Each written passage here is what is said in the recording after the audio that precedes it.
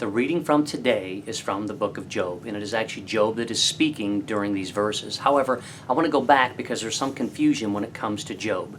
In the beginning of the book of Job, there's a portion where it says that he is upright and perfect. And a lot of people say, well, if he's perfect, how is that possible since Jesus was the only one that is perfect?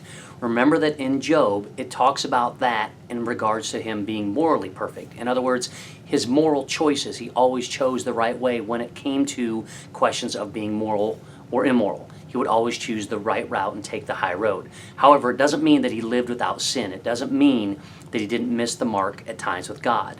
So in these verses that Job is speaking about, he is talking about the past things that he did. Now, we have to be careful not to dwell in the past when it comes to our struggles.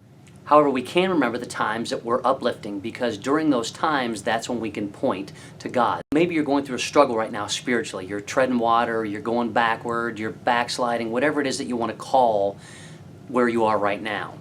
If that is you, and if that's where you are right now, just go back and praise the areas and praise the times where you could recognize God in those moments. Because when those two intersect, those are the God moments in your life. Just like Job, praise God. Go back to those times where you can point to that you can only recognize God in those moments. And realize this, Job chose the right way at all times, and we too can choose the right way at all times if we will choose to Jesus others.